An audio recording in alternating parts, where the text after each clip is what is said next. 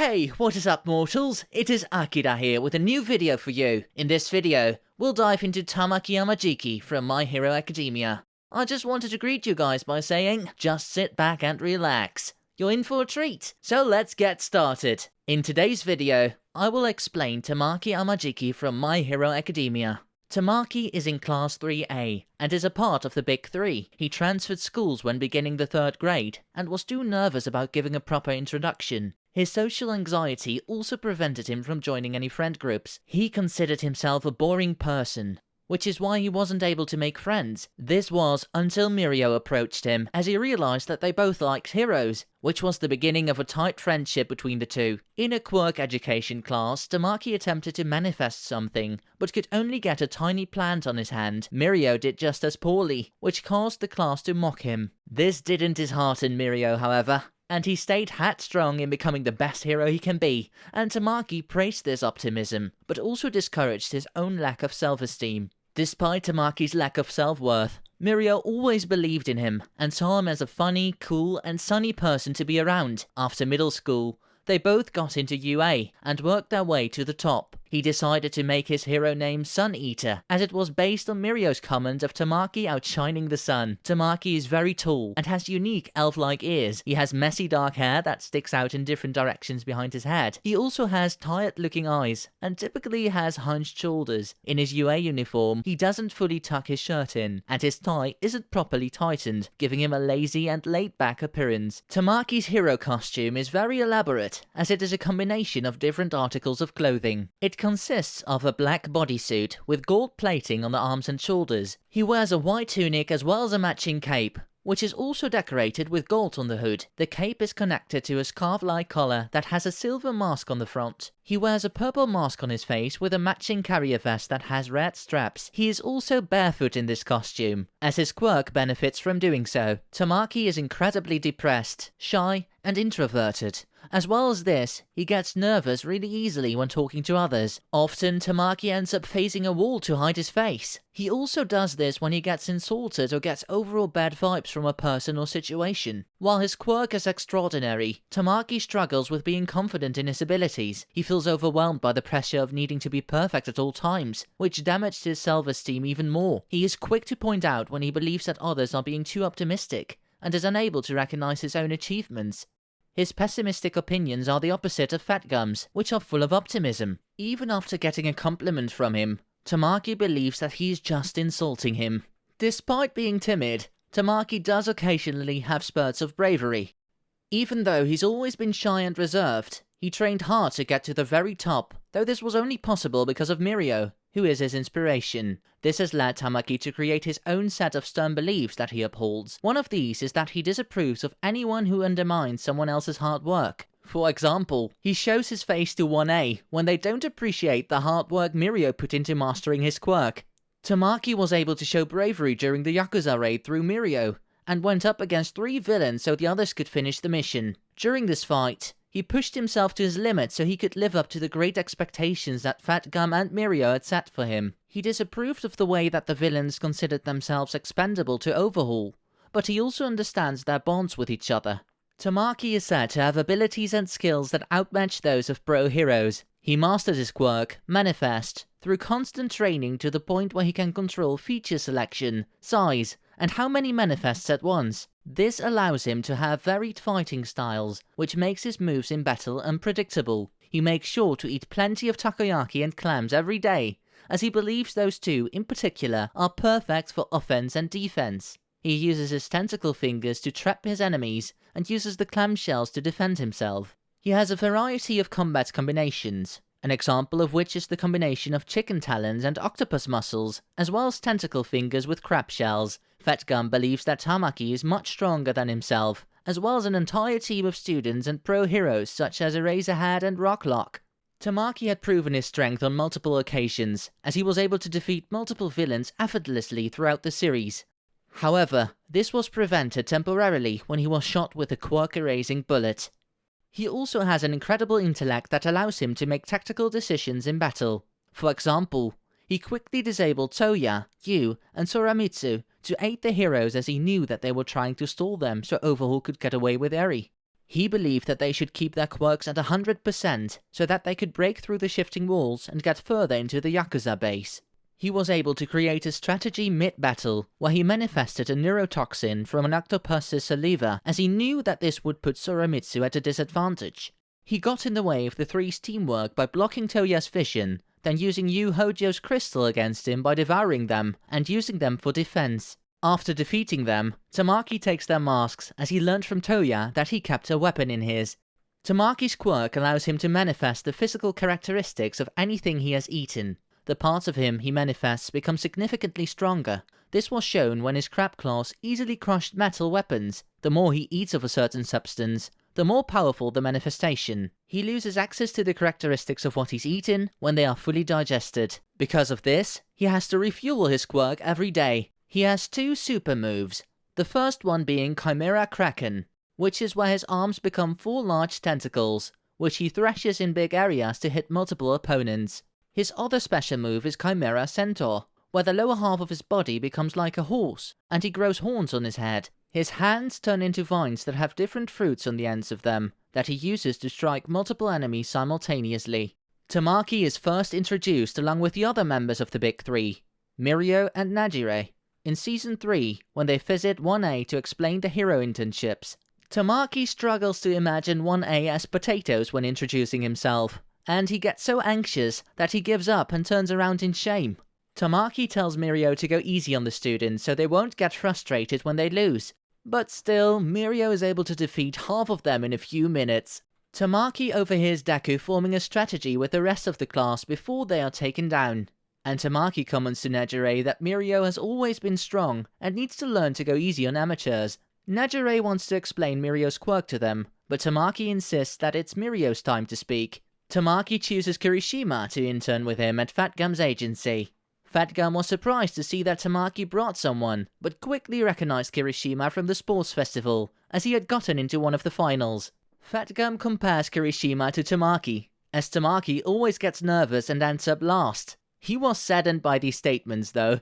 In the Kansai region of Asua Market, the three patrol the streets, and Fat Gum comments to Tamaki that he needs to fix his terrible mentality, as he has so much talent, which makes Tamaki believe that he only scouted him to torment him. However, Kirishima reassures him, saying that Fat Gum was trying to encourage him. Kirishima opens up to Tamaki, as he can relate to not being optimistic, and his desperation for wanting to be equal with his peers. All of a sudden, a fight breaks out, where 2 groups of thugs fight each other. One of the groups escape, but run into Fat Gum, and start getting absorbed into his body. One of the thugs is able to escape, and starts to run away, but is caught by one of Tamaki's tentacles. Tamaki slashes the thug with his clamshell, defeating him. Tamaki wondered if he did a good job, and Kirishima told him how awesome he was. The crowd cheer for Fat Gum and Tamaki, but Tamaki quickly gets embarrassed. In the crowd, a civilian takes out a gun as he wants to help his brothers, who were the group of thugs. Fat Gum spots this gun and tells everyone to duck. He fires a quirk-erasing bullet that hits Tamaki.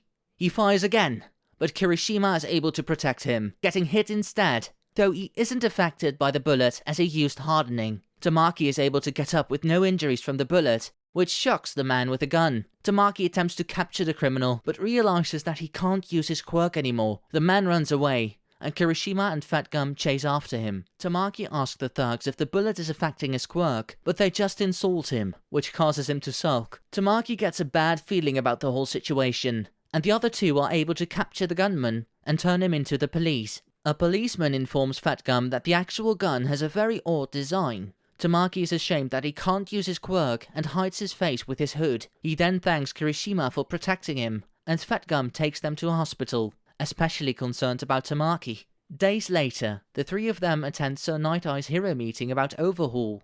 Along with some other students and pro-heroes, Night Eye announces that the bullet that hit Tamaki harms quirks, which makes Mirio concerned for Tamaki, asking his friend if he was okay. Tamaki has explained that he has recovered and can once again use his quirk. From this, they theorized that the bullets were still in their testing phase. They were able to obtain one of the bullets due to Kirishima's bravery, and Fat Gum informs everyone that the bullet contains human cell samples. This allows Night Eye to conclude that Overhaul is using his daughter Eri to create the bullets.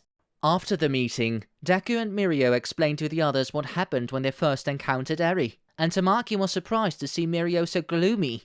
Along with Najire, Tamaki is able to support Mirio by letting him know that there was no reason for him to be regretful about the situation. At the mission, Mirio is able to phase through the walls blocking their way and sees the continuing path. Deku and Kirishima shatter the walls together so the group can continue. Tamaki deduces that Overhaul is trying to stall them with the walls, so he has time to hide everything and escape. This stresses him out, as he believes their lives are at stake, but Mirio encourages him, declaring that they will definitely rescue Eri. Mirio then goes on ahead, and Tamaki internally blames himself for falling under pressure. Suddenly, Mimic destroys the floor, making the heroes fall down to the floor beneath. 3 members from the 8 Bullets appear out of the dust, and as Fat Gum prepares for battle, Tamaki decides to take the 3 on his own in order to make up for falling under pressure. Tamaki manifests a clamshell and octopus tentacles and appears in front of the 3 villains. He opens up the shell and grabs him with his tentacles. He tells them that they are his opponents, then smacks them onto the ground. He grabs their weapons and crushes them with a crab claw. Tamaki notices that they are buying time and tells the heroes and police to go on without him.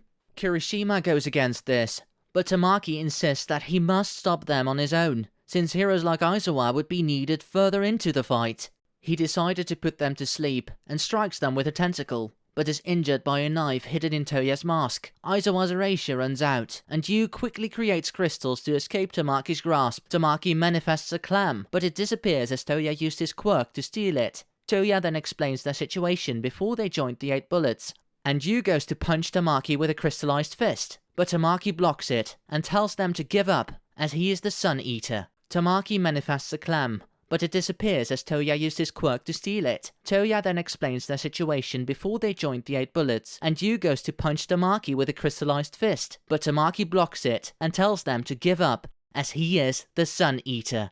Tamaki realizes that the 3 had been brainwashed to believe that they had value, and asks if they are fine with being used and then thrown away like trash. Yu ignores him and tries to finish him off by once again trying to strike him with a crystallized arm. But Tamaki manifests a chicken leg and uses his talons to flick a crystal shard at Toya to stop his quirk. Tamaki's now crystallized chicken leg clutches Yu's crystallized body. Tamaki is impressed with the 3's trust in each other and comments that because of this, they are a good team. He also mentions that, while he doesn't understand their anger and circumstances, that he can relate to the hardened bonds that they mentioned. He extends the crystallized chicken leg and smashes Yu into Toya and Suramitsu, then lastly smashing the 3 into a wall. When they are defeated, Tamaki tells them that their friendship is a powerful force. Then he removes their masks and ties them up with one of his tentacles that can release a paralyzing poison.